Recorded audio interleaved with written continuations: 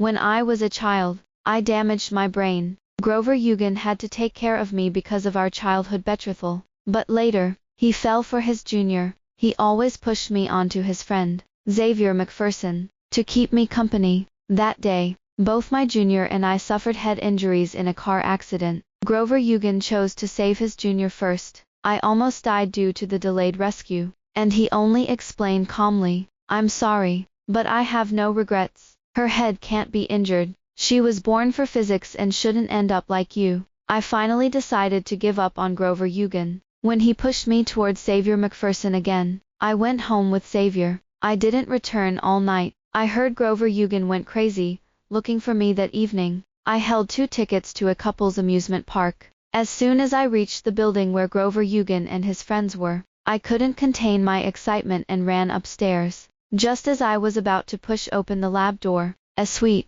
familiar female voice rang out. "Hey, Grover Eugen. I've been wanting to ask you something. Is that girl who follows you around your girlfriend?"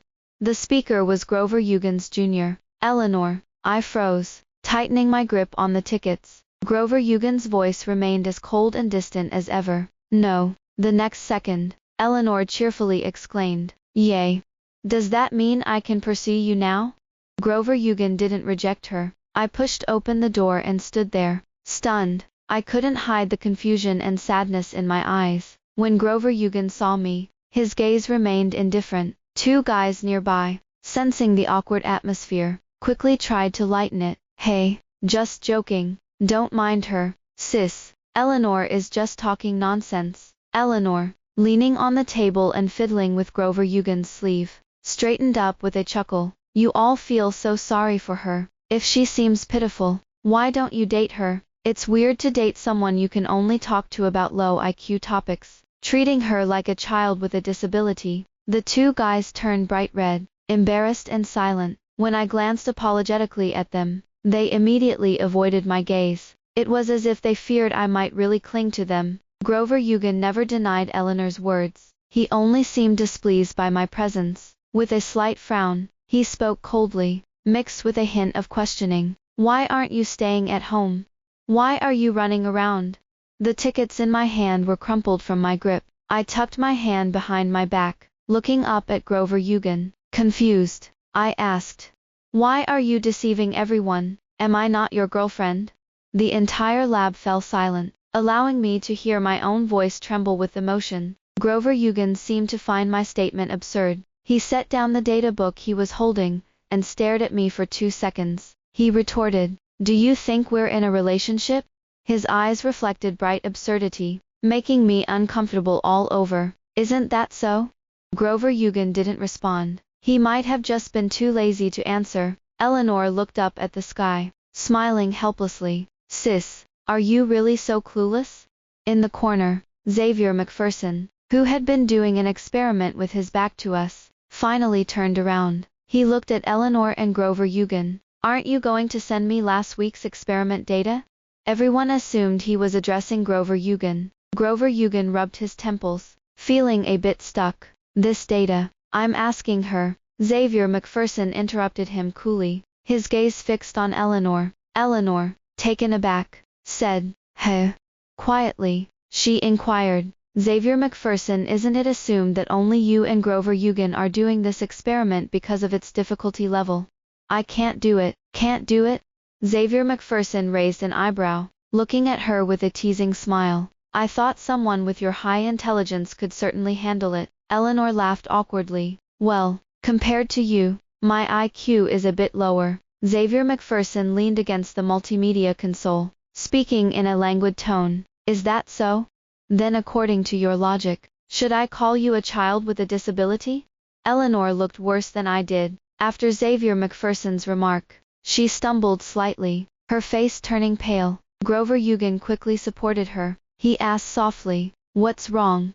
I think I'm a bit hypoglycemic," she weakly replied. The next second, she collapsed into Grover Eugen's arms, her voice frail. "My head is spinning, Grover Eugen." Upon hearing this, Grover Eugen immediately picked her up. His gaze inadvertently landed on me for a moment before he paused. It was as if he saw me as a nuisance. Turning to Xavier McPherson, he said, Help me take care of her for a while. I'll take Eleanor to the infirmary and come back later. Grover Eugen threw me back to Xavier McPherson again. After putting away the instruments, Xavier McPherson walked straight toward me. His gaze fell on my arm, hidden behind my back. During this time, I had spent more time with him than with Grover Eugen. He understood me even better than Grover Eugen did. He directly pulled out my hand and opened it. Glancing at the printed words on the tickets, he asked me, "Want to go play?" I shook my head. After all, the couples amusement park was only suitable for couples, and it was very inappropriate for me and Xavier McPherson to go together. He seemed not to notice my shaking head. Not releasing my hand, he continued to pull me outside, his voice lazy. "Come with me to the dorm to change clothes first." When Xavier McPherson brought me to the couples amusement park, I still hadn't realized what was happening, until a girl promoting a game walked up to us. "Whoa, you two are the most eye-catching couple I've seen today. Want to join our game?" My brain seemed to lose control over my mouth. I almost blurted out, "Miss, you've misunderstood. We're not a couple. My boyfriend isn't here." The girl looked me up and down with a forced smile. "Well, that's quite brazen of you." Her gaze turned scornful as she coldly snorted and walked away. Xavier McPherson released my hand, a frosty smile on his lips. "Very good. Then call your real boyfriend to accompany you. I'll just leave as the third wheel." It dawned on me that the girl earlier thought I was cheating on Xavier McPherson. Seeing that Xavier McPherson really intended to leave, I jogged after him, grabbing his sleeve. "Sorry, did I make you angry?"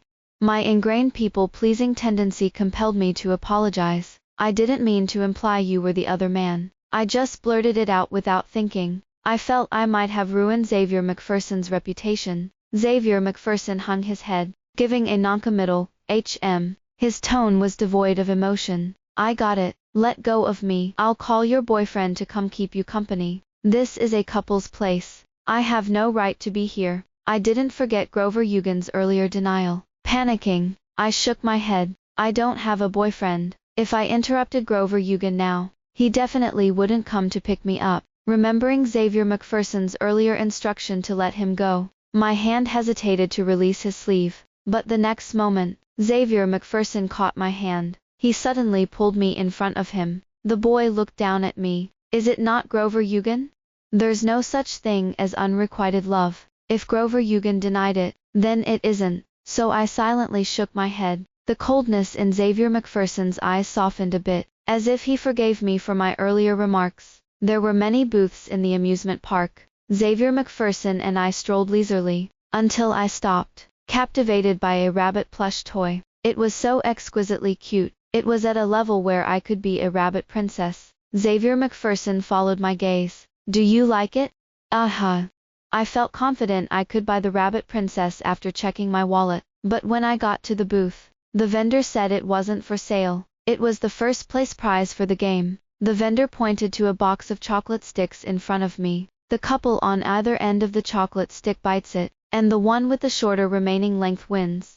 I gazed sadly at the rabbit on the shelf. I stood beside it, unable to tear myself away. Out of the corner of my eye, I saw Xavier McPherson take a chocolate stick. "Come here, girlfriend." His tone was lazy, yet it felt perfectly natural. "I'll win you the rabbit." How could we play this game if we weren't a couple? We would end up kissing. I thought Xavier McPherson was a bit frivolous. Taking small steps forward, I lowered my voice to remind him, "We can't play. We'll end up kissing." Xavier McPherson smirked, his smile mocking. "As long as you don't move, I won't kiss you." His tone was leisurely, yet it seemed mixed with some unknown emotion. "Don't worry, I'm not Grover Eugen. I'm not that casual." For some reason, Xavier McPherson was like a landmine today. Step on him, and he would explode. Since I couldn't get close, I decided to give it a try for the sake of the rabbit princess. Following Xavier McPherson's lead, I bit the end of the chocolate stick and remained still.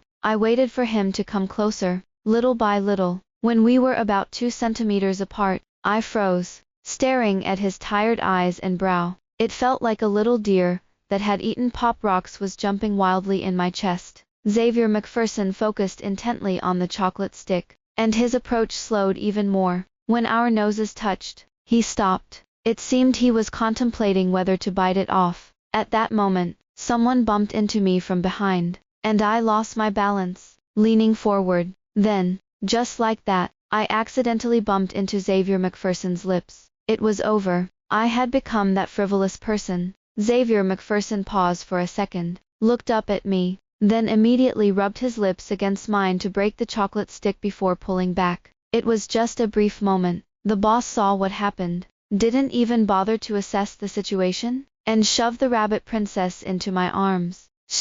You can't win this game without kissing. All the other couples are too shy to kiss in front of so many people, but you two are so bold. I buried almost half of my face in the fluffy rabbit to hide my already flushed cheeks. The boss words felt like a reprimand. With Xavier McPherson's temperament, he wouldn't let this go without a few sarcastic remarks. Sure enough, just a few meters away, he let out a soft sneer. You wouldn't let me kiss? So I went ahead and did it. I lost my first kiss that I'd been saving for years. And you don't think you should say something? I pretended not to hear, lowering my head even more, and hurried on. But Xavier McPherson wasn't going to let me off the hook. He yanked me back, forcing me to look at him, playing dead. There was no way to avoid it. I had to pull my face out from behind the plush toy, with my face as red as if it had been roasted over a fire. I mumbled, sorry. Xavier McPherson wasn't buying it. He looked down at me with a piercing gaze. Is one apology enough? If I snatch your rabbit away and say I'm sorry, would you forgive me? I wasn't without my temper. His aggressive demeanor irritated me, and I raised my head to meet his gaze. What do you want then? Are you going to kiss me back?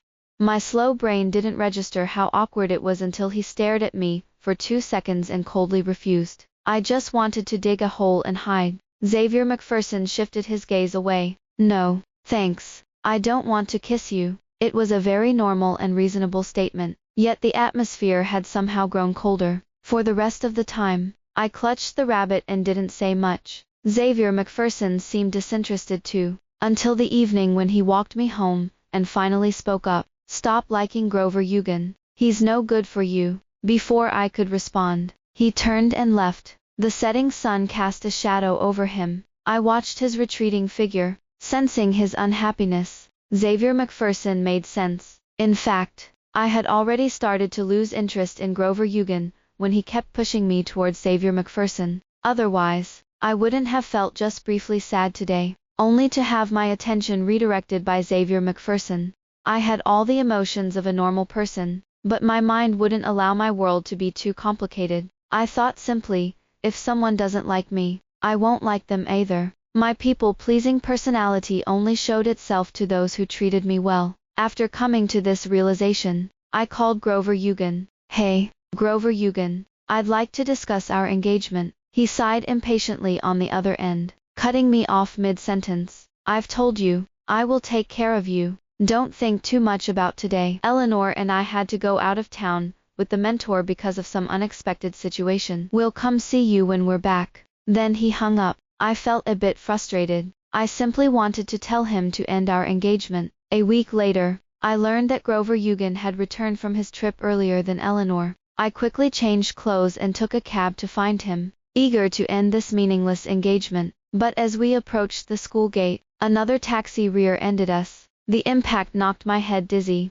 I can hardly remember the details of that day. I only recall my arms getting stuck in the shattered window, feeling faint and in pain all over. In the minute before I blacked out, I saw Grover Eugen rushing towards me. Then, he bypassed me. He pulled Eleanor out of the car behind me. He casually reassured me, "Don't worry, Francis Latimore. The ambulance will be here soon." Then he took Eleanor away. When I woke up again, I was lying in a hospital bed. My arms and head throbbed painfully, making me want to cry. The ward was eerily quiet. I was the only one there. Half an hour later, Grover Eugen appeared. "Does it still hurt?"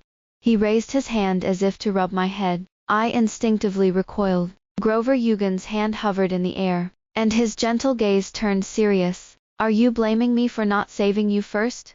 I vaguely felt I didn't have the right to blame him. After all, he wasn't my boyfriend. I was just a little sad because I had been left behind. Maybe it was a bit more than that. Grover Eugen retracted his hand. He looked down at me calmly, his tone cold and objective. I'm sorry, Francis Latimore, but I don't regret it. Eleanor was injured in the head. I had to save her first. Her brain is meant for physics. It shouldn't end up like yours. In that moment, I felt utterly powerless, like a fool. If I were smarter, I would have had plenty of reasons to argue with Grover Eugen. But now, I just bit my lip and stayed silent. Didn't understand? Grover Eugen reiterated his explanation, blunt and cruel. What I mean is, if I could do it again, I would still choose to save her first. The impact of a smart person's words was devastating. I didn't want to hear any more. I stiffly changed the subject. Grover Eugen, I understand now. What I want to say is, let's end our engagement. He didn't respond. After a pause, he concluded firmly, you're still mad at me. Though his expression didn't change, it sent a chill down my spine. I was about to deny it when his phone rang. On the other end was Eleanor's voice. Hey, Grover Eugen, I can't seem to lift my hand. Can you come feed me? So Grover Eugen left again, leaving me behind, my hands wrapped up like a dumpling. With no other option, I called my dad, whom I hadn't been in touch with for a long time. After half an hour of shouting, I managed to convince Grover Eugen to get rid of me, his little burden named engagement. Before hanging up, my dad muttered quietly, you're all grown up now. I don't have any obligation to take care of you anymore. Don't come looking for me in the U.S. And if you can, don't call me again. Then he blocked me. I don't know how long it was before the hospital door opened again, revealing Xavier McPherson. Grover Eugen followed behind him. Clearly, it was Grover Eugen who had called him. Since Francis Latimore is more familiar with you, help take care of her for a while. I can't leave Eleanor. The moment Xavier McPherson saw me, his expression turned cold. He lowered his eyes, as if trying to calm his emotions. Half a minute later, he scoffed and looked at Grover Eugen with sarcasm. You want me to help you take care of your girlfriend?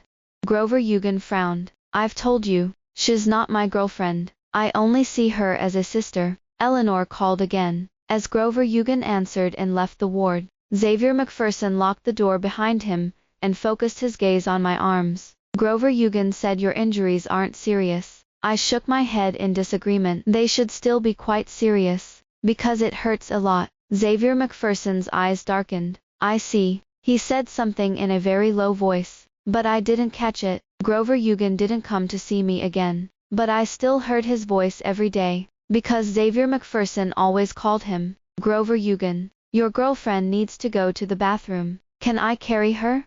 Can I emphasize again that she's not my girlfriend? Do whatever you want. I looked at Xavier McPherson in confusion, not understanding what he was doing. When he picked me up and set me down at the bathroom door, my lips accidentally brushed against his ear. Without saying a word, he went to complain to Grover Eugen. Grover Eugen, when I was carrying your girlfriend just now, she accidentally kissed my ear. Do you mind? Grover Eugen, get lost. She kissed me. You're okay with that, right? Stop calling me. You're disturbing Eleanor's rest. Then he blocked Xavier McPherson from his phone. Xavier McPherson hung up, smiling at the now blank screen. After a moment, he quietly cursed. Idiot. A question mark appeared over my head. Xavier McPherson, who are you cursing? He didn't answer, just focused on me with a serious tone. Want to go home with me? Grover Eugen has clarified countless times that you two aren't in a relationship. Francis Latimore, don't want him anymore. Okay. Choose me as your boyfriend. I like you more than he does. He paused for a moment, then added, 1,000 times more. My mind was spinning. I couldn't grasp what he meant, or rather, I couldn't believe it. Xavier McPherson seemed to have misunderstood something, and a layer of disdain appeared in his eyes. He doesn't care if he's hugged you, or kissed you. Such nonsense. You still want to like him, right? I understood. Xavier McPherson's endless calls were to show me how much Grover Eugen didn't like me. I took the lead in answering that question. I don't like him anymore. Xavier McPherson, I speak a bit slowly. Can you wait for me to process? He paused, then smiled. Have you figured it out? Do you want to choose me? I was still digesting the fact that Xavier McPherson liked me. I thought he was just being kind and sympathetic to me. Xavier McPherson had little patience. He didn't want to wait for me to think any longer. He walked over and gently pressed my head down. I was forced to nod. Xavier McPherson, you agreed. That night, I was wrapped in a big coat and carried out of the hospital by Xavier McPherson. By the way, I have a new boyfriend. It feels like I'm sipping a fruit tea with a hint of sugar on a scorching summer day. The cool bubbles chase away the stifling heat and irritation. As each sip explodes with flavor, I can still catch a hint of sweetness. I'm not opposed to Xavier McPherson being my boyfriend. On the contrary, I'm kind of happy about it. My arm has had some of the bandages removed, but moving it is still a bit of a struggle. So, I can only stand to the side and watch as Xavier McPherson prepares my guest room. At that moment, his phone in his pocket buzzed. He took it out, glanced at it, and handed it to me. Answer it for me. Ask who's looking for your boyfriend. Then he turned and went into the bathroom. The screen displayed the name *** Grover Eugen ***. I pressed the answer button. Xavier McPherson. Where have you taken Frances Latimore? The nurse said you discharged her. Are you crazy? You can't just take my girlfriend without asking. I spoke slowly into the phone, just as Xavier McPherson had taught me. Is there something you need from my boyfriend?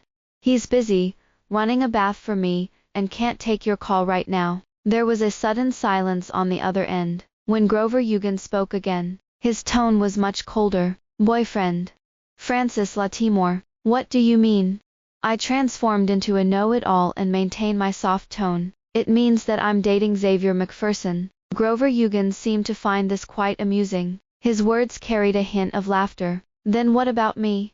Frances Latimore. I'm your fiancé. Remember, our engagement has been annulled. I couldn't wait to share this good news with him, but Grover Eugen and I were not from the same world. He couldn't share my happiness. Xavier McPherson could, because when I told him, he seemed even happier than I was. Grover Eugen remained silent for a while. I didn't want to wait for him anymore, so I simply said goodbye and hung up. My arm still wasn't healed, so I couldn't get it wet. I needed to hold my hand up high, like I was preparing for a colorful sunshine performance, to dare to soak in the bathtub. After I finished my bath, Xavier McPherson had already showered and changed into his pajamas. Sitting by the bed waiting for me, he patted the medicine box on the nightstand. Come here to change the dressing. As Xavier McPherson applied the medicine to my arm, he suddenly sighed. I was quite concerned about my boyfriend's feelings. I immediately asked, "What's wrong?" Xavier McPherson replied calmly, "Grover Eugen is angry because you're dating me. He'll definitely come looking for trouble tomorrow at school." I frowned in confusion. Why is he angry? He doesn't like me. Because he's petty. Xavier McPherson smirked slightly. I nodded, agreeing with that answer. He then brought up the previous topic. What should I do if he bullies me? Will Frances Latimore protect me? I will, I answered, though not very confidently. I was more inclined to comfort Xavier McPherson. I had no idea how to protect a guy who was much taller than me. Xavier McPherson smiled faintly, unusually gentle. He stayed with me until the ointment on both my arms dried before getting up to leave. He turned off the bedside lamp. Xavier McPherson leaned down and placed a gentle kiss on my forehead. Good night. I closed my eyes. The first day of first love was officially over. Xavier McPherson was mistaken. Grover Eugen wasn't targeting him. On the contrary, it seemed he was speaking out for Xavier McPherson. When his gaze fell on our intertwined hands, he absurdly squinted his eyes. Xavier McPherson, are you crazy? Like Eleanor said, are you dating her to satisfy some strange fetish? Like a dumb love fetish. Xavier McPherson had never mentioned my slow reactions before. Often, I felt he treated me like a normal person, without the disdain or pity that others had. Xavier McPherson's expression didn't change as he continued holding my hand. Do you think she's dumb? Otherwise. Xavier McPherson raised his chin, looking down at Grover Eugen with unabashed contempt. Grover Eugen, what does dumb even mean? Her thoughts aren't as complex and dirty as yours. Being simple is just dumb.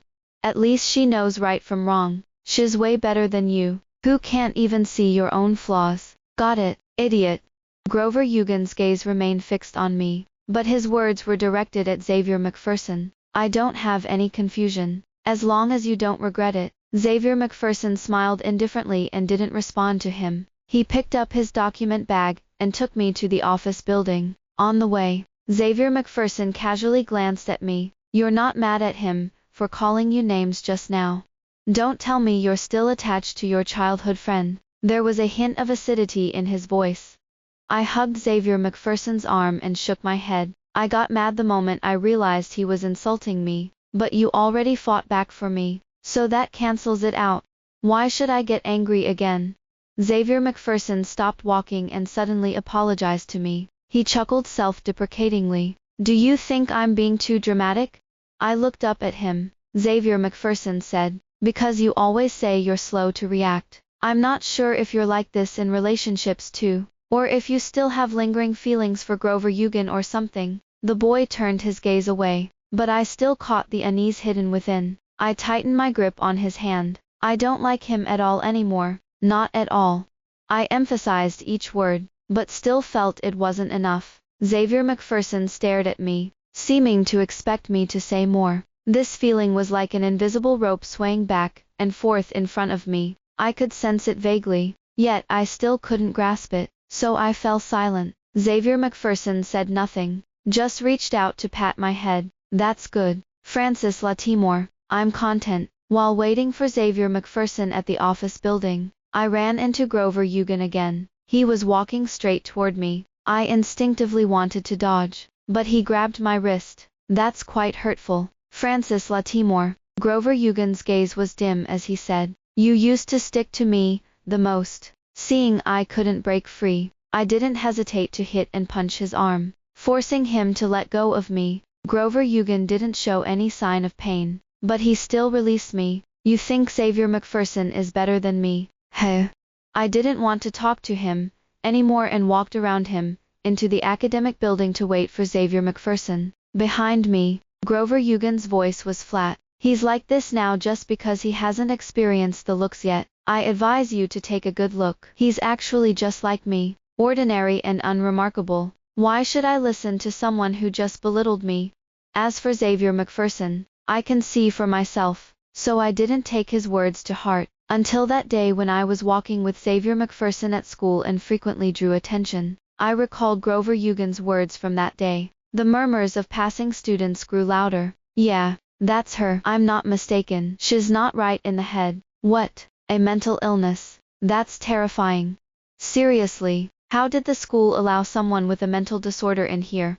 Right. I also heard she went crazy and hit a girl from our school. I think her name was Eleanor or something. I instinctively released Xavier McPherson's hand. That prickly sensation made me feel like I was back in the days when I followed Grover Eugen, running behind him. He had strictly prohibited me from any physical contact at school and had me keep a distance of at least a meter behind him. I knew the reason for that, but still bore the low mood to comfort Grover Eugen. Grover Eugen, don't be scared. If I don't speak, no one will notice I'm a little slow. I won't embarrass you. He had been writing a paper, his gaze fixed on the computer screen. His cold voice carried a hint of sarcasm. Do you think having a mute following behind me isn't embarrassing? I fell silent, quietly holding a water cup. I returned to my room, only to dare to cry out in a suppressed voice. Because I was a hassle myself, I couldn't afford to show any temper. This was something my dad emphasized countless times before going abroad. I had just loosened my grip on Xavier McPherson when he directly grabbed a boy by the collar. Xavier McPherson's pale hand was tense with visible veins. He radiated an intimidating aura. Say it. Who are you pointing at? Calling them a lunatic. The boy quickly glanced at me before looking away. And no one. You must be heard wrong. Xavier McPherson held a smile as he leaned closer to him. His voice lowered slightly. It's okay if you're brave enough to say it, but don't dare to admit it. I can beat you until you confess. With that, Xavier McPherson raised his fist. I widened my eyes, about to call out to him, when someone else spoke first. What's the use of hitting him? Grover Eugen walked out leisurely from the shadows. If you hit him, others won't talk anymore. Xavier McPherson, when did you become so irrational? The people who had just been discussing were frightened by Xavier McPherson, and quickly dispersed in small groups. Xavier McPherson's fist paused. slowly lifting his gaze to Grover Eugen. Did you do this? Yes, Grover Eugen admitted calmly. Xavier McPherson nodded and then pushed the boy away. He let the boy stumble away. He walked straight up to Grover Eugen and punched him in the face. Scum! Grover Eugen tilted his head from the blow, still maintaining an indifferent attitude. What are you getting so worked up about? He smirked, his gaze filled with disdain. Isn't this the look of someone who doesn't care about the world's opinion? I've known her for many years, and I've fought for her just as much as you have. Yet here you are, still unable to handle it. They're just whispering about you. You can't take it. Xavier McPherson, what makes you think you're better than me? I looked down at my toes, suddenly unable to meet Xavier McPherson's gaze. I was sure that as long as I didn't cause trouble for Xavier McPherson, he still liked me, but given the current situation, I had to keep my expectations very low, so low that if he were to give me up, I would only be sad for a day at most. The wait for Xavier McPherson's response seemed to stretch on indefinitely. It felt like ages before I finally heard his voice. Of course. Xavier McPherson raised his hand again, dragging out the second half of his sentence. You're a mess yourself, and expect others to be just as messed up. As soon as he finished speaking, another punch landed on Grover Eugen's face. Is it okay to hurt her just to prove that I'm just like you? Xavier McPherson's voice trembled from the effort of suppressing his anger. Are you blind? Can't you see how upset she is? Grover Eugen, facing away from me, froze for a moment. He didn't turn to follow up on Xavier McPherson's words but merely replied coolly, what difference does it make? She's used to it anyway. This remark reignited the fight between the two. As Grover Eugen prepared to strike back, I picked up a medium-sized stone from the grass, and threw it hard at his hand. Grover Eugen flinched, his whole arm trembling from the pain, but thankfully, he finally stopped. I had promised Xavier McPherson that I would protect him. The realization that I could do something for him made me feel accomplished. I walked over and helped Xavier McPherson up. He's right, I'm used to it, and didn't pay much attention to their words. Then I looked at his wounds, wanting to touch them but hesitating. My lips unconsciously drooped down. It's seeing you hurt that makes me sad, so let's not fight anymore. Let's go to the hospital. Before Xavier McPherson could say anything, Grover Eugen behind me suddenly let out a light laugh. I pretended I didn't hear and helped Xavier McPherson leave. Francis Latimore, Grover Eugen spoke again, his emotions hard to decipher. My hand is bleeding. I pulled out a tissue to press on the spot where blood was seeping from Xavier McPherson's arm. Not having time to respond to him. Why was he emphasizing that? I was a bit worried that he might be trying to blackmail me. At the hospital, when the doctor said he had a sprained finger joint, my eyes immediately turned red. Xavier McPherson, however, looked as nonchalant as ever. After he got his medication and bandaging done, we went home. Xavier McPherson probably noticed my low mood, and jokingly started making jokes. TSK, Grover Eugen went too easy on you. I looked up at him in disbelief. Heh. Xavier McPherson raised an eyebrow, his gaze tracing the bandaged hand. You get all emotional over just a few punches and a sprain. If it were more serious, wouldn't you be even more touched? Maybe if I made you feel that way a few more times, you'd end up liking me. Xavier McPherson lounged on the couch, pretending to ponder seriously. Let's arrange a time with Grover Eugen tomorrow to see when he can punch me a few more times. Because Xavier McPherson looked too serious. I got fooled into thinking he was serious. I hurriedly leaned in front of him and blurted out, I already like you, a lot. Don't go looking for trouble. Wanting to get beaten up is a strange quirk, right? What did you say?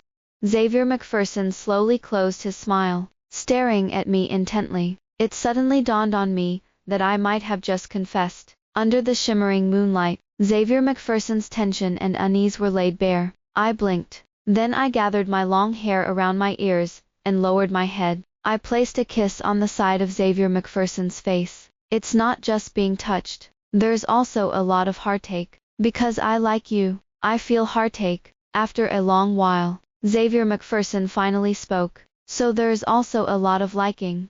I nodded. Yes. After that day became the day I saw Xavier McPherson smile, the most since I met him. My first love had unknowingly fallen into place. Grover Eugen had actually guessed wrong. He mocked Xavier McPherson for punching as a futile effort. However, the truth was, after that day, the rumors suddenly vanished as if evaporated overnight. I would occasionally steal glances at those around me, but everyone was busy with their own things, and no one glanced at me anymore. Perhaps no one wanted their face to end up looking as pitiful as Grover Eugen's. As for whether anyone was gossiping behind my back, it wasn't worth wasting any more brain cells over. Eleanor, who had injured her head, returned to school only after fully recovering. After hearing that I had completely severed ties with Grover Eugen, she truly began to pursue him openly. Whenever our eyes met, she would merely snort lightly and no longer said any harsh words. I thought it was because she wasn't as annoying as before. That's why I stood up that day.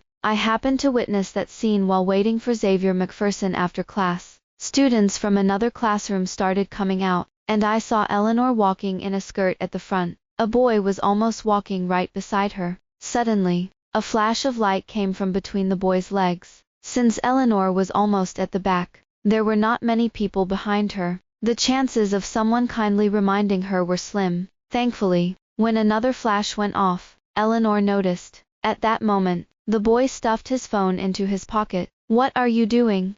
Eleanor stared at him closely, her voice unyielding. "Sneaking photos."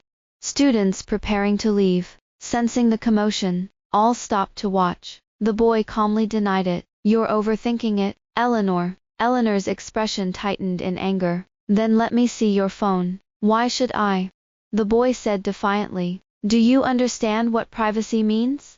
Eleanor's hands clenched tightly at her sides. "What are you nervous about?" "You're scared of being caught. I saw the flash. Show me your phone, or I'll call the police." Nearby students who couldn't stand it began urging the boy to show his phone. The boy cursed a few times, but still refused to back down. "If you want to see it, fine. If I prove that I didn't take any sneaky photos, you'll apologize to me in front of everyone, in 4 classes tomorrow." Eleanor, infuriated, nodded without hesitation. "What if you did take sneaky photos?" The boy shrugged. "Then go ahead and report me." Seeing the boy's unwavering attitude, others began to waver. When Xavier McPherson's class finally ended, and he came out, the crowd watching grew larger. Eleanor's gaze fell on Grover Eugen, who had just come out, and her anxious expression eased a bit. It was as if Grover Eugen's presence gave Eleanor some confidence. Eleanor nodded. "Okay." The boy took out his phone, unlocked it, and handed it directly to Eleanor. She could browse it however she wanted. There were genuinely no photos at all. 2 or 3 minutes passed, and someone waiting grew impatient, complaining as they left. Suddenly, the target of the blame shifted to Eleanor. Her face turned paler as she frantically searched through different apps, muttering to herself, "It's impossible. I couldn't have seen it wrong." She instinctively sought help from Grover Eugen. "Grover Eugen, I've been." "That has nothing to do with me." Grover Eugen interrupted her expressionlessly. "How much longer will this take? You're responsible for recording today's experiment." At that moment, I finally believed that Grover Eugen's favoritism toward Eleanor was solely due to her physics talent. The boy leaned against the wall with his arms crossed, mockingly watching Eleanor, who was on the verge of tears. Xavier McPherson had been held back a few minutes by the teacher. Finally emerging, he walked over to me, glancing disinterestedly at the commotion over there. "What are you looking at so seriously?" I kept my eyes fixed on the boy and ignored Xavier McPherson's words, until the boy stood up straight, impatiently saying to Eleanor, "Once you've checked the phone, give it back to me, and don't forget to apologize in public tomorrow." Only then did I see his clothes clearly. To avoid causing trouble for those looking after me, I rarely took the initiative in such matters, but this time, I truly saw things clearly. "Not this phone." My voice made the person who was about to leave stop again. The boy suddenly turned to look at me. His expression was completely different from the one he had just a moment ago. Eleanor seemed to grab onto a lifeline, hurriedly walking up to me. "What did you say?" "That phone that was used to take the pictures, it has a white case, not like this one." That phone was tucked into his waistband. Cold sweat broke out on the boy's forehead. He glanced around in a panic and then turned to run, but he was quickly caught and held back by other boys. They lifted his jacket, and another phone was wedged in his pants. The moment Eleanor saw the photo, She couldn't hold back her tears any longer. I didn't look at her again. I left with Xavier McPherson. Xavier McPherson. Xavier McPherson. Do you think I'm being a bit meddlesome? No. Xavier McPherson took a bag of fruit gummies from his backpack, opened it, and handed it to me. His tone was gentle yet serious. You protected someone else. You're really impressive. Francis Latimore. I nodded in agreement. Then I fed Xavier McPherson a gummy as a reward. Just as we were about to walk out of the school gate, Eleanor suddenly caught up to us. Thank you, I responded with an "oh," and turned back to continue chatting with Xavier McPherson as if nothing had happened. I didn't pay Eleanor much attention. A week later, the results of a previous competition from Xavier McPherson's group were announced. They won first prize. It seemed to be quite prestigious. The instructor even allocated funds for a celebration dinner. There was plenty of funding, and some people brought their girlfriends along. So Xavier McPherson brought me too. I was focused on mixing my crab roe tofu rice, when Eleanor suddenly appeared beside me, startling me. Hey, that day, you have pretty sharp eyes. I looked at her, puzzled, and continued mixing my rice without responding. Eleanor scooped a spoonful of crab roe tofu into my bowl. She looked awkward and kept stealing glances at me. Why did you help me? Don't you hate me?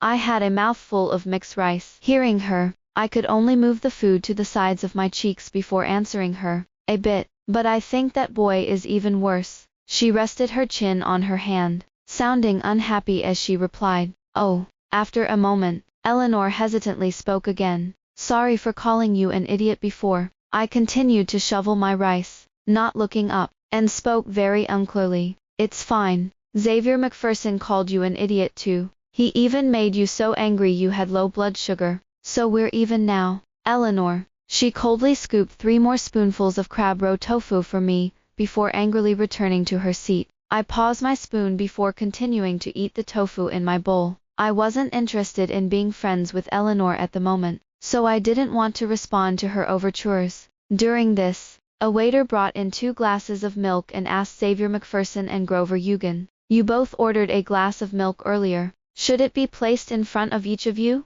Both of them pointed at me. Give it to her. Someone at the table who didn't know our situation blurted out. I said, Grover Eugen, didn't Xavier McPherson order for his girlfriend? Why are you ordering for his girlfriend? Trying to steal his girlfriend? Grover Eugen had a blank expression and didn't explain. But Xavier McPherson directly told the waiter to put both glasses of milk in front of me. He showed no sign of embarrassment. Instead, he looked somewhat pleased. Grover Eugen always treats my girlfriend like a sister, so it's only right that he takes care of her. Grover Eugen snorted coldly. Ignoring him, Xavier McPherson continued talking to himself with a very teasing tone. Grover Eugen would never have any other thoughts about my girlfriend because we're together. And it's Grover Eugen who set us up. Saying this, Xavier McPherson patted Grover Eugen on the shoulder. Big brother-in-law. Thanks. Get lost. Grover Eugen shook off his hand, his mood dropping. Xavier McPherson scoffed lightly, not bothering to argue with him. Today's celebration dinner also served as a farewell party for Grover Eugen. I heard he was going to Myanmar as an exchange student. Xavier McPherson had recommended him to the department. I shook my head in amazement while drinking my milk. Xavier McPherson is truly a guy with great vision. After the evening meal, Grover Eugen stopped me as I was about to leave. He looked down, a bittersweet smile on his face. Francis Latimore. During this time, I've realized many things. I originally had a lot to tell you, but after thinking it over, I decided not to say anything to avoid bothering you. I felt a bit confused. So what did he want to say to me? Just as Xavier McPherson returned from settling the bill, he caught sight of Grover Eugen acting all sentimental. As he passed by him, he lightly bumped shoulders. With a mocking smile, he pulled me away while turning his back to Grover Eugen and said slowly, what do you think saying it will accomplish? Wishing you a smooth journey to Myanmar, big brother-in-law. I felt like my mind was working a bit faster than before. As soon as I got home, I suddenly realized and exclaimed, Grover Eugen seems to like me. Xavier McPherson's expression changed, further confirming my guess. I excitedly grabbed his sleeve and shook it. Right, am I right? Xavier McPherson's expression darkened. So happy. Aha. Because Before he could finish his sentence, my lips were blocked by Xavier McPherson. He pressed me onto the sofa and kissed me with a force that was particularly intense. After a long while, he finally released me. You realize it now, but it's too late. You've already confessed to me. If you dare to have any impure thoughts, that's cheating. Understand? My lips felt both painful and numb. I complained a bit aggrievedly. I was just happy that my reaction time has improved. You've made me kiss you until it hurts. Xavier McPherson froze and softly apologized. Francis Latimore, I'm sorry. Then he leaned down to kiss me again. This time, his movements were much gentler. Xavier McPherson nibbled at my lips before pulling away. Sorry. I wrapped my arms around his neck, and my voice involuntarily softened. Don't be afraid. I only like you. Xavier McPherson reached under my thighs and lifted me up. He leaned down, affectionately rubbing my nose with his. Say it again. I was carried into Xavier McPherson's room, from the bed to the bathroom, then to the sofa, and finally to the stairs. I was forced to say, I like you, countless times. Eventually, everything fell silent. Xavier McPherson carried me out of the bathroom and changed me into a nightgown. A lingering goodnight kiss fell on my forehead. Xavier McPherson whispered, I love you.